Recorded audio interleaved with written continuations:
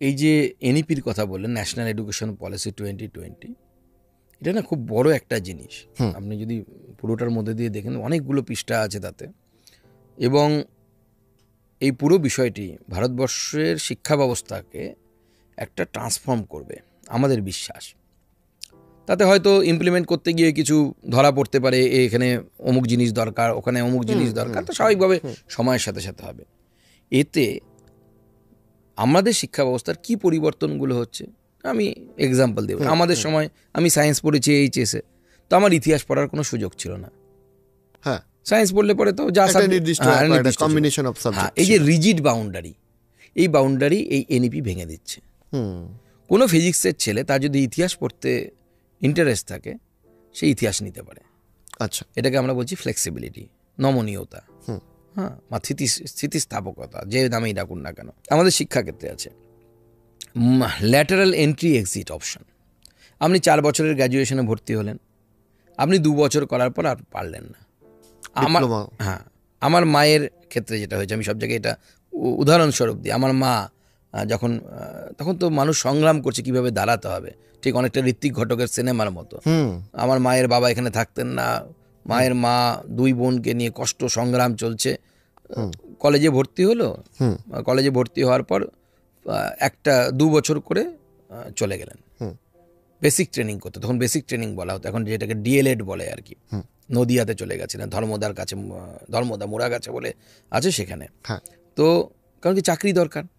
তো আমার মায়ের ওই যে 2 বছরের পরিশ্রম, কলেজে আমার মায়ের ইকোনমিক্স সাবজেক্ট ছিল, তো তার যে তখনকার দিনে ইকোনমিক্স সাবজেক্ট আর কম্বিনেশন ছিল, তখন তো অনার্স ছিল না, ওই কি 3-4টে সাবজেক্ট মনে হয় পড়তে হতো, আমারও এক্স্যাক্ট এখন জানা নেই।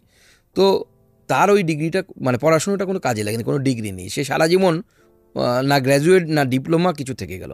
এখন আপনি 2 বছর পার করলে আপনি তার জন্য সার্টিফিকেট পাবেন, ডিপ্লোমা সার্টিফিকেট পাবেন, এই যে বিভিন্ন কোনো ক্ষেত্রে সার্টিফিকেট কোর্স হবে আপনার, আর 4 বছর কমপ্লিট করলে আপনি সেখান থেকে আপনার গ্র্যাজুয়েশন কমপ্লিট হবে, অর্থাৎ ল্যাটারাল এন্ট্রি এক্সিট। আপনি 2 বছর কমপ্লিট করে চলে গেলেন, জবে চলে গেলেন, বা আপনার পারিবারিক স্থিতি খারাপ হয়ে গেল, আপনি 5 বছর পর ফিরে এলেন, আমি বাকিটা কমপ্লিট করতে চাই, তো আপনার একাডেমিক ব্যাংক অফ ক্রেডিট হবে। আপনি একটু বুঝিয়ে বলুন। হ্যাঁ, একাডেমিক ব্যাংক অফ ক্রেডিট মানে ঠিক যেরকম যে আমাদের আধার কার্ড আছে, ওরকম প্রত্যেকটি ছাত্র যখন শিক্ষা ব্যবস্থায় ঢুকবে, তাদের একটা ইউনিক নাম্বার বা ইউনিক আইডি হয়ে যাবে। সে সারা জীবনে যে যে শিক্ষার স্তরে যাবে তার ক্রেডিটগুলো ওখানে অ্যাড হতে থাকবে। বারবার সার্টিফিকেট দেখার দরকার নেই। আপনি জব গিভার, আপনি কোথাও বসে আছেন, সাপোজ কোনো একজন ইন্টারভিউতে এলো, তার ওই ইউনিক আইডি বললো, আপনি কম্পিউটারে মারলেন, তার পুরো ডেটা আপনার কাছে চলে আসবে, যে সে কোন ক্রেডিট পেয়েছে, কোন ক্রেডিট তার সাথে হয়েছে। এবং এই যে একাডেমিক ট্রান্সফার হওয়ার, ব্যাংক অফ ক্রেডিট হওয়ার জন্য যেটা সুবিধে, আপনি আপনার ক্রেডিটকে ট্রান্সফার করতে পারেন, মানে 5 বছর পর ফিরে আসবেন, তখন আপনার লাগবে তো আপনি কতগুলো ক্রেডিট করেছিলেন।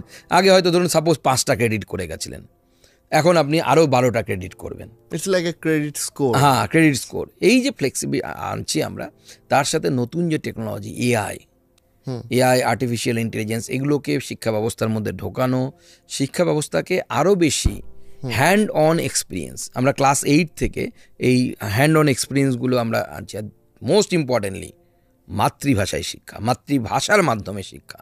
ক্লাস 5 পর্যন্ত, প্রেফারেবলি ক্লাস 8 পর্যন্ত, the mode of instruction always should be mother tongue.